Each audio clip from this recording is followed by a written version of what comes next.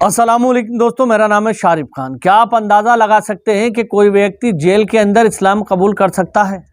Jail में उसको अल्लाह तबारक व तआला हिदायत दे सकता है? जी हाँ दोस्तों, आज हमारे साथ एक ऐसे भाई मौजूद हैं जिन्होंने जेल के अंदर इस्लाम कबूल किया, अल्लाह तबारक व तआला ने हिदायत दी और मुसलमान होकर जब वो जेल से छूटे तो उन्होंने सारे बुरे काम छोड़ दिए। अब ये बात सुनकर आपको ऐसा लग रहा होगा कि ये कोई आम आदमी होगा, कोई चोर वगैरह होगा। नहीं, आज मैं आपको जिनसे मिलवाने वाला हूं वो बहुत बड़े डॉन थे। एक तो होता छोटा मोटा चोर और एक होता हाई लेवल का गैंगस्टर। ये व्यक्ति हाई लेवल के गैंगस्टर थे जो मिलियन बिलियन डॉलर की डील्स किया करते थे और बहुत ख़राब काम किया करते थे। लेकिन अल्लाह तबारक व तआला की नसीहत जब इनको मिली तो इन्होंने सारी चीज़ें छोड़ दी और आज मुकम्मल इंसान बनकर, मुकम्मल मुसलमान बनकर शांति प्रिय ज़िंदगी जी रहे हैं। तो आगे भाई से मैं आपको मिलवाने वाला हूं। इनके बारे में दो मोटी मोटी बातें आपको बता रहा हूं, उसके बाद ये खुद बताएंगे अपनी ज़िंदगी की पूरी कहानी, क्योंकि सुनने में तो इन्हीं की ज़ुबान से मज़ा आएगा। बस कहना ये चाहता हूं कि अल्लाह तबारक व तआला जब किसी को अपनी तरफ खींचता है, जब उसके दिल में ईमान भरता है, तो वो ज़रूरी नहीं है कि वो अच्छा ही आदमी हो, नेक काम कर रहा हो, उसी को खींचे। किसी को भी अल्लाह खींच सकता है, बशर्ते उसका दिल नरम होना चाहिए, लोगों के प्रति मोहब्बत होना चाहिए और अल्लाह के रास्ते पर कदम आगे बढ़ाने की हिम्मत होना चाहिए। जिस समय ये इस्लाम कबूल कर रहे थे उस समय इनकी आंखों के सामने मिलियन बिलियन डॉलर यानी कि अरबों खरबों रुपए, करोड़ों रुपए इनके सामने थे। ये जानते थे कि अगर मैं इस्लाम को कबूल कर लूँगा तो ये दुनिया, ये पैसा, ये शोहरत सब कुछ मुझसे छूट जाएगी। आज जो लोग मेरे नाम से भी डरते हैं, कल को वो लोग मेरे अगेंस्ट आकर भी खड़े हो सकते हैं। यानी कि आप लोग जानते हैं कि जब कोई बंदा रास्ता बदलता है तो उसके बहुत सारे अराइवल उससे बदला लेने की कोशिश भी करते हैं। यानी कि बहुत सारे ऐसे लोग भी होते हैं जिनका दिल उसने उस समय में दुखा दिया होता है जब वो गलत काम कर रहा होता है, लेकिन जब वो गलत काम छोड़ देता है तो लोग उसके ऊपर शिकंजा कसने की कोशिश करते हैं। फिलहाल ये खुद बताएंगे, इंशाअल्लाह ताला इनकी स्टोरी को सुनते हैं और जानने की कोशिश करते हैं कि भाई का वो क्या टर्निंग पॉइंट था, क्या इनके दिल में दर्द भरा था जो ये इस्लाम को कबूल करके आए। और इसी के साथ साथ आपसे ये भी कहना चाहूँगा कि अगर आपको इस तरह की वीडियोस पसंद आती हैं तो हमारे चैनल को सब्सक्राइब करके बेल आइकन पर ऑल का बटन सेलेक्ट करें और किसी ना किसी अपने फ्रेंड को, दोस्त को, परिवार में इस वीडियो को शेयर भी कर दिया करें ताकि लोगों का ईमान ताज़ा हो जाएगा। भाग दौड़ भरी दुनिया में कम से कम लोग ईमान ताज़ा कर लें ऐसे वीडियो को देख के, हमारी यही कोशिश रहती है। तो आइए शुरू करते हैं वीडियो। अस्सलाम वालेकुम व रहमतुल्लाहि व बरकातहू। मैं बहुत विनम्र महसूस करता हूँ और आपके पॉडकास्ट में बुलाने के लिए शुक्रिया। मेरा जन्म इटली में सलेर्नो नामक शहर में हुआ था। तो जब मैं 6 साल का था मैंने अपनी जिंदगी की पहली हिजरत इटली से ऑस्ट्रेलिया, साउथ ऑस्ट्रेलिया एडिलेड की तरफ की। मैं 14 साल की उम्र से ही गैंगस्टर था। मैंने सबसे बेहतरीन लोगों के साथ उठना बैठना किया। जब मैं सबसे बेहतरीन कहता हूँ इसका मतलब नाइट क्लब के बॉस और बाकी सबसे है। मैं गैंग की दुनिया में शामिल रहा हूँ और इतना गहराई तक चला गया कि मैं एक पूरे स्टेट का बॉस बन गया, ऑस्ट्रेलिया के सबसे बदनाम क्रिमिनल बाइकर ग्रुप का। मैं बहुत सालों तक एक क्रिमिनल रहा हूँ, इतना हद तक कि मेरे सौतेले बेटे ने मेरी बाहों में ही दम तोड़ दिया।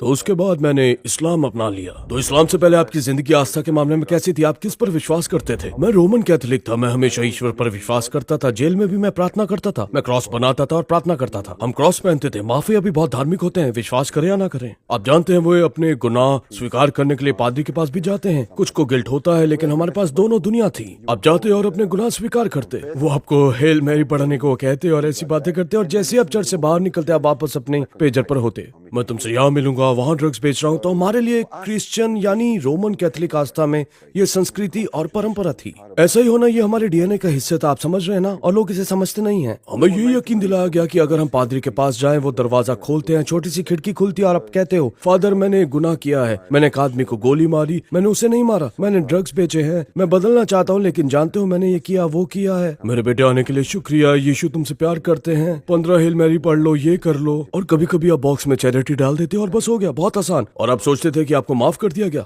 हाँ, हमें इसी पर यकीन दिलाया गया था। इस्लाम से पहले आपकी जिंदगी कैसी थी? आप जिस माहौल में थे, आपकी आदतें, आपकी पसंद, आपके दिन कैसे थे? एक इटालियन होने के नाते आप बड़े होते हैं ये जानते हुए कि माफिया दुनिया चलाता है। अब एक इटालियन होने के नाते मैं देशभक्त हूँ, तो हम अपनी उंगलियों में रिंग पहनते थे। जानते हैं हम माफिया का हिस्सा होते थे, इटालियन माफिया का हिस्सा होते हैं। हमारे पास माफिया फैमिली मेंबर और गैंगस्टर होते हैं। हम ड्रग व्यापार चलाते थे, हम राजनीति चलाते थे। 14 साल की उम्र में सड़क पर ड्रग्स बेचते हुए मैं नाइट क्लब में जाता था, जहाँ मालिक या एडल्ट इंडस्ट्री, स्ट्रिप जॉइंट्स, ऐसी चीजें होती थी, इसलिए मैं नाइट क्लब में इंतजार नहीं करता था। बाउंसर मेरी रक्षा करते थे। अगर पुलिस उस जगह में आ जाती तो उनका लाइसेंस रद्द हो जाता। मैं सिर्फ 14, 15, 16 या 17 साल का था। आपकी उम्र 18 या उससे ज्यादा होनी चाहिए थी। लेकिन मुझे उस सड़क के सभी नाइट क्लबों से सम्मान मिलने का सौभाग्य मिला था। आपको पता है, मैं दुश्मन पर गोली चलाने के लिए हथियार लेकर चलता था। हर बार जब मुझे गोली लगी है वो बहुत नजदीक से लगी है, दूर से नहीं।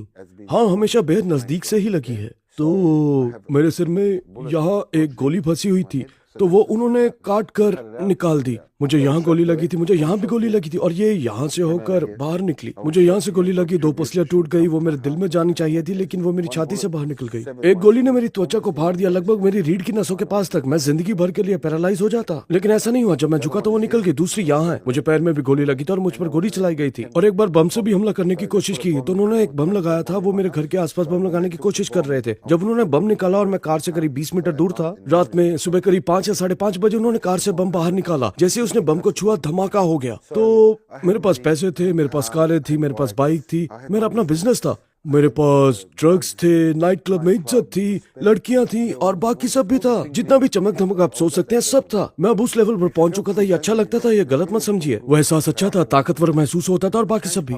लेकिन अजीब बात ये थी कि जब मैं घर लौट रहा होता था और अकेले कार चलाते हुए घर जा रहा होता था, मुझे हमेशा अंदर से खालीपन महसूस होता था। यानी वो समय जब आप घर लौटते हैं, सोने जाते हैं, सुबह उठते हैं, आपकी बीवी और बच्चे थे, लेकिन आपको अंदर एक खालीपन महसूस होता था। और ये हमेशा मेरे अंदर था। मैंने उस समय एक साल में $1.23 मिलियन कमाए थे। ये बहुत सारे पैसे हैं, और मैं उसे खर्च भी कर देता था। वर्साचे के कपड़े, लिमोजिन, गाड़ियां, ये वो सब। लेकिन उसके बाद बस स्पष्ट खालीपन का एहसास होता था। आपने पहली बार इस्लाम के बारे में कैसे सुना और आपका इस्लाम की तरफ सफर कैसे शुरू हुआ? जब मेरा हेल्स एंजल्स के साथ झगड़ा हुआ तो मैं पर्थ के एक इराकी शख्स के साथ जुड़ गया। मेरा ख्याल है कि उन्हें स्कॉर्पियन किंग्स या कुछ ऐसा कहते थे। मुझे ठीक से नहीं पता, लेकिन उन्होंने मेरे बारे में सुना था और वो एडिलेड आकर मेरे साथ बिजनेस करना और हाथ मिलाना चाहते थे। अब मुझे पता है ये पागलपन लगेगा और ऐसा लगेगा जैसे मैं किसी गुफा में रहता रहा हूँ, लेकिन मुझे इस्लाम या मुसलमानों के बारे में कोई जानकारी नहीं थी। मुझे सच में नहीं पता था। तो ये अरब लोग आए। लंबी कहानी को छोटा करूँ तो जब वो आए और मेरे साथ मिले तो हमारे दुश्मन एक ही थे। हम एक नाइट क्लब गए जो पूरी तरह भरा हुआ था और कुछ चीजें होती थी, गोलीबारी, फायरिंग, लड़ाई झगड़ा। और फिर हम उनके घर वापस आते थे और वो लंबा सा कपड़ा पहनते थे, वो वजू करते थे। मुझे तब नहीं पता था वो खुद को धो रहे थे और वो नमाज पढ़ना शुरू कर देते थे। मैं सोच रहा था क्या हो रहा है। उसने कहा वो नमाज पढ़ रहे हैं। नमाज क्या होती है? वो मुसलमान हैं। ओह अच्छा, मुझे कभी नहीं पता था कि वो मुसलमान है। मैंने कहा वो क्या होता है? वो बोला तुम जानते हो ये वो। और पहली रात मैं लाउंज एरिया में था और वो अली, हमजा और नबी सल्लल्लाहु अलैहि वसल्लम के बारे में बात करने लगे। और अब मैं सच में बहुत उत्सुक था। वो योद्धाओं के बारे में बात कर रहे थे। अली जो एक योद्धा थे, इस्लाम, वो ईश्वर से कितना प्यार करते थे, वो ईश्वर के प्रति कितने वफादार थे, उनका ईमान ही सब कुछ था। मैं सोच रहा हूँ वाह, और ये लोग तो योद्धा है। और फिर उन्होंने पैगंबर मोहम्मद सल्लल्लाहु अलैहि वसल्लम के बारे में बात की। क्या कहानी थी। हम तो बस इतना जानते थे कि हमारे लिए यीशु मसीह आखिरी थे, पैगंबर, मसीहा, ईश्वर, ये बाइबल में है, आप जानते हैं ना। और फिर उन्होंने यीशु मसीह के बारे में बात करना शुरू किया। मैंने उनसे कहा, मैं खड़ा हो गया। मैंने कहा वो आप यीशु मसीह के बारे में क्या जानते हैं? वो मेरे प्रभु हैं, वो मेरे, आप जानते हैं, मसीह हैं। मुझे बोलना चाहिए। मेरा मतलब मैं बाइबल के बारे में जानता हूँ। नहीं नहीं नहीं नहीं नहीं विंस नहीं, हम उनसे प्यार करते हैं। हम उनको बहुत चाहते हैं, हम उनसे बहुत प्यार करते हैं, हम उनका सम्मान करते हैं, हम उनका पालन करते हैं। Mother Mary, virgin Mary, Bible की कहानी, वो इसके बारे में कुरान में बात करने लगे। और जिसने मुझे चकित किया वो ये था कि कुरान में मदर मैरी का एक पूरा अध्याय है। बाइबल में मदर मैरी का सिर्फ 4-5 बार जिक्र है, अगर मैं गलत नहीं हूँ, बस जिक्र हुआ। लेकिन यहाँ तो मदर मैरी का पूरा एक चैप्टर है, मतलब ईमान वालों की माँ, सही। और फिर यीशु मसीह की कहानी, और जितना वो बोलते गए, मैं मजाक नहीं कर रहा, ये ऐसा था जैसे कोई बच्चा अपनी पसंदीदा फिल्म या शो देख रहा हो। जैसे मैं उत्सुक था। उसी पल मेरे दिल में यह एहसास हुआ कि चाहे वहाँ नशा था या नहीं, अल्लाह ने मुझे हिदायत दी थी और मैं बहुत उत्सुक था। अब रोमन कैथोलिकों की दिक्कत ये है ना कि हम एक परंपरा और संस्कृति को फॉलो करते हैं। जब आप बाइबल पढ़ते हैं, मैंने बाइबल पढ़ी है, मैं ये नहीं कह रहा कि मैं बाइबल का मास्टर हूँ, लेकिन मुझे बाइबल की कुछ बातें पता है। जैसे कि यीशु मसीह ने अपनी कौम से कहा, ए मेरी कौम, मेरी इबादत मत करो, मैं तुम्हारा ईश्वर नहीं हूँ। बिल्कुल साफ, बहुत सीधी बात है ना, ठीक है। लेकिन हम उनकी पूजा करते हैं, हम बाइबल पढ़ते हैं, लेकिन बस पढ़ते ही हैं, हम सोचते नहीं थे। वो बस ईमान, संस्कृति और परंपरा की वजह से था। यीशु मसीह ने कहा सुअर का मांस मत खाओ। कैथोलिक लोग सुअर का मांस खाते, हम सुअर का मांस नहीं खाते। यीशु मसीह ने कहा शराब से दूर रहो, यह हर बड़े गुनाह के दरवाजे खोल देती है। यीशु मसीह ने बाइबल में कहा किसी भी तरह की मूर्ति की पूजा मत करो, उसके आगे मत झुको। किसी भी मूर्ति, प्रतिमा या किसी भी प्राणी से प्रार्थना मत करो, चाहे वो आसमान का, जमीन का या पानी के नीचे का देवता हो। हमारे पिता ईश्वर से सीधे प्रार्थना करो, क्योंकि ईश्वर ईर्ष्यालु है। हम क्रॉस से, मदर मैरी से, बेबी जीसस से प्रार्थना करते हैं, लेकिन हम यही करते हैं। खैर लंबी बात छोड़ें, वो यीशु मसीह की बात कर रहे थे, वो बाइबल की बात कर रहे थे, तो अब सब कुछ समझ आने लगा। फिर दूसरी रात, तीसरी रात, पैगंबर मोहम्मद की दिल छू देने वाली कहानियां, सही, और अली जिन्हें वो अली द मैग्निफिसेंट कहते थे, और वो सच में कमाल के थे, माशाअल्लाह, अल्लाह उनसे राजी रहे। और मैं इस कहानी में इतना डूब गया था, बेहद ज्यादा दिलचस्पी हो गई थी। और फिर बाइबल में विरोधाभास दिखने लगा। मेरा मतलब, हमें सिखाया जाता कि शैतान इब्लिस यीशु मसीह को पकड़ के 40 दिन और 40 रातों तक रेगिस्तान में लेकर चला गया, और फिर उसने यीशु मसीह से कहा, यही मेरा मतलब है बाइबल पढ़ने से, ठीक है? उसने कहा अपने ईश्वर के प्रति अपना ईमान छोड़ दो। ये उसने यीशु से कहा, है ना? अपने ईश्वर के प्रति अपना ईमान छोड़ दो और अपनी वफादारी मुझे दे दो। क्या इससे वो खुदा या खुदा का पैगंबर बन जाता? आप समझ रहे हैं मैं क्या कहना चाहता हूँ? बाइबल में इतनी सारी बातें हैं जो बताती हैं कि यीशु खुदा नहीं थे। यहाँ तक कि यीशु ने कहा, मेरे पिता की इबादत करो, तुम्हारे पिता मेरे खुदा और तुम्हारे खुदा की। तो ये सारी बातें सामने आने लगी और मैं परेशान होने लगा, कैसे उन्होंने हमसे झूठ बोला। तीसरी सुबह मैं बाहर निकल रहा था, उसने दरवाजा खोला, मैंने दरवाजा बंद कर दिया। मैंने कहा बस हो गया। मैंने कहा मैं मुसलमान कैसे बनूं? मैंने कहा खुदा एक ही है, अल्लाह, और यीशु मसीह एक संदेशवाहक थे, पैगंबर जो मरियम से पैदा हुए थे। ये दोनों मुसलमान बहुत खुश हो गए। मेरी बात दोहराओ विंस, तैयार हो? मैंने कहा हाँ मैं तैयार हूँ। अशहदु अल्ला इलाहा इल्लल्लाह व अशहदु अन्ना मुहम्मद रसूलुल्लाह। मैं इसे दोहराता हूँ, ठीक है? अशहदु अल्ला इलाहा इल्लल्लाह व अशहदु अन्ना मुहम्मद रसूलुल्लाह। देखिए कितना लंबा है ना, लेकिन मैंने पहली बार में बिना गलती के बोल दिया, सच में जैसे नदी की तरह बह रहा था। मैंने उसे नहीं कहा रुको, ये करो वो करो। उसने इसे रुक रुक कर नहीं करा है। उसने कहा अशहदु अल्ला इलाहा इल्लल्लाह। सब चलता रहा। वो बोला नहीं भाई तुमने कह दिया, मुझे गले लगाया, मैं तुमसे प्यार करता हूँ, तकबीर अल्लाहु अकबर। मैंने कहा सच में क्या मैं मुसलमान हूँ? मैंने कहा अल्लाहु अकबर। मैंने कहा, और मुझे बस दो चीजें पता थी, अस्सलाम वालेकुम और अल्लाहु अकबर। जब मैंने अपना सिर जमीन पर रखा, मेरी आंखों से आंसू बह रहे थे। मुझे एक सुकून महसूस हुआ। मुझे सच में अल्लाह की मौजूदगी महसूस हुई। मैं ऐसा नहीं लगना चाहता था कि मैं शिर्क कर रहा हूँ, मुझे माफ करना, लेकिन मुझे लगा कि वो मेरी देखभाल कर रहा था। और तभी मुझे एहसास हुआ कि हाँ अल्लाह वहीं था। क्या मुसलमान बनने के बाद आपकी पूरी जिंदगी अचानक बदल गई? आपकी जिंदगी का टर्निंग पॉइंट क्या था? क्या आपने ध्यान दिया इस वीडियो को देखते समय आपको कोई विज्ञापन नहीं देखना पड़ा? क्योंकि टुवर्ड्स इटर्निटी एक अलाभकारी संगठन है। हम ये वीडियो केवल आपके समर्थन से बना सकते हैं। यदि आप इस नेक काम का हिस्सा बनना चाहते हैं, टुवर्ड्स इटर्निटी को दान दें और इस सुनहरे अवसर को ना गंवाएं। क्या मुसलमान बनने के बाद आपकी पूरी जिंदगी अचानक बदल गई? आपकी जिंदगी का टर्निंग पॉइंट क्या था? तो मुझे कई बार गोली लगी है, कुछ बार 5 बार अलग अलग समय पर। आखिरी बार मेरे सौतेले बेटे की जान चली गई, उसे दिल पर गोली लगी। हम एक $20 मिलियन की ड्रग डील करने वाले थे। मैंने कहा था कि अगर ये काम ठीक से हो गया तो मैं उस जिंदगी से हमेशा के लिए बाहर हो जाऊंगा।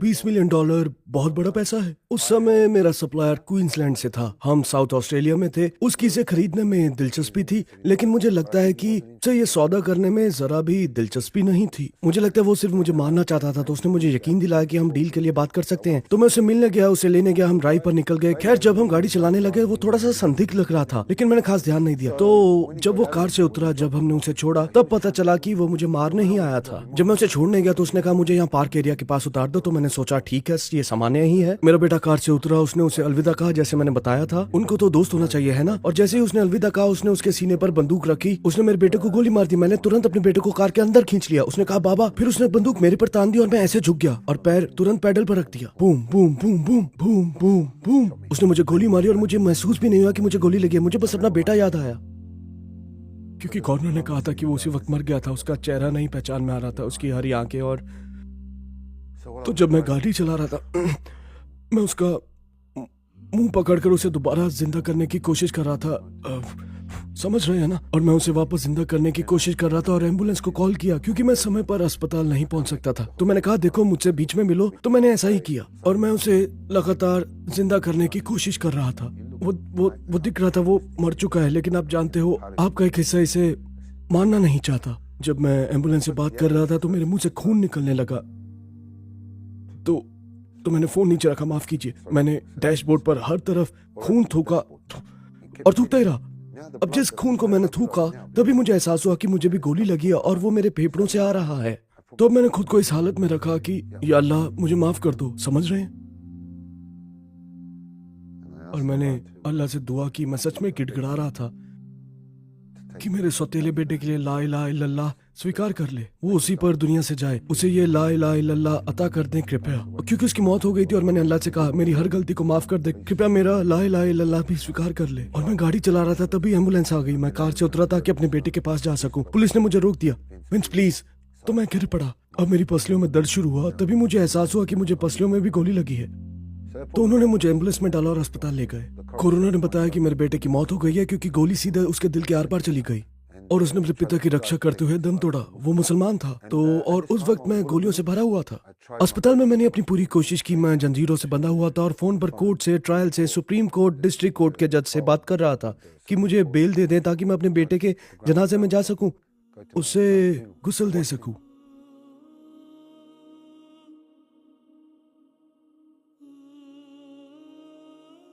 उसे गुस्ल देना और उसके जनाजे का हिस्सा बनना। उस वक्त मेरे लिए सबसे मुश्किल बात यह थी कि मैं अस्पताल के बिस्तर पर पड़े हुए उसका जनाजा टीवी पर देख रहा था, वो भी जेल के अस्पताल के बिस्तर पर। यह मेरे लिए सबसे मुश्किल था, मुझे इसे झेलना पड़ा। और वल्लाही ये मेरी जिंदगी की सबसे बड़ी तकलीफ थी जो मैंने महसूस की। तो मैंने टीवी पर उसे दफन होते देखा और बाकी सारी रस्में भी। जज ने मुझे बाहर आने नहीं दिया। मेरी जिंदगी जेल में बदल गई। अस्पताल वाली जेल से मुझे मेन स्ट्रीम जेल, एक हाई सिक्योरिटी जेल या ताला जेल में ले जाया गया। उन्होंने मुझे जेल के अंदर ही सजा वाले हिस्से में रखा। वो हिस्सा अलग थलग होता है। लेकिन 3 महीने इस हालत में गुजर चुके थे। 10 महीने नहीं, सिर्फ 3 महीने ही हुए थे। 2.5 महीने के आसपास मैं कुरान पढ़ रहा था और मैं सूरह अल इमरान पढ़ रहा था, आयत 145। अल्लाह की इजाजत से हर जान को मौत का स्वाद चखना है और हर चीज पहले से लिखी हुई है। अगर तुम इस दुनिया की अच्छी चीजें चाहो अल्लाह तुम्हें देगा, और अगर तुम आखिरत की अच्छी चीजें चाहो अल्लाह वो भी तुम्हें देगा। लेकिन इस दुनिया की बेहतरी मिलेगी और आखिरत की बेहतरी मिलेगी, मैंने वो हिस्सा पहले कभी नहीं पढ़ा था। जब मैं उस हिस्से पर पहुंचा जहाँ लिखा है कि हर चीज लिखी हुई है, जो बेचैनी की एक गांठ सी यहाँ थी, गिल्ट, बेटे का गम, डिप्रेशन, मैं कसम से कहता हूँ बदला लेना कि नहीं, सब खुल गया। मैं सांस ले पा रहा था। मेरे कंधों का बोझ कुछ ही सेकंड में उतर गया। मैं फूट फूट कर रोने लगा जैसा कभी जिंदगी में नहीं रोया था। गम की वजह से नहीं, मैं खुश था। मैं सच में बहुत खुश था।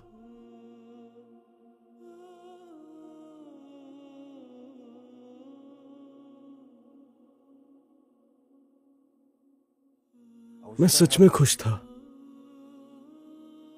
सारा दुख तो नहीं गया, लेकिन उसने मुझे आजाद कर दिया। वो मुझे उस गहरे अंधेरे से निकाल लाया। और इसे समझाने का सिर्फ एक तरीका है, जैसे आप पहाड़ पर चलते हो और चलना मुश्किल होता है ना। मेरा पहाड़ बिल्कुल मौत जैसी सीधी चढ़ाई थी और मैं ऊपर पहुंचने के लिए नाखूनों और दांतों से रेंग रहा था, लेकिन मेरे पकड़ने के लिए एक रस्सी थी। और जब भी मैं नीचे देखता, भेड़िए कूदते हुए मुझे फाड़ खाने के लिए ऊपर आ रहे होते। वो भेड़िए मेरी भावनाएं थी, मेरी मानसिक हालत थी, मेरी सेहत थी, और कुरान वो रस्सी थी। मैंने उसी रस्सी को पकड़ने का फैसला किया भाई, और मुझे अल्लाह का शुक्रिया अदा करने में 45 मिनट, लगभग 1 घंटा लगा। मैं उसका शुक्रिया अदा करना चाहता था। मैं उसका बहुत शुक्रिया करना चाहता था, समझ रहे? मुझे 45 मिनट लग गए। आंसू रुक नहीं रहे थे।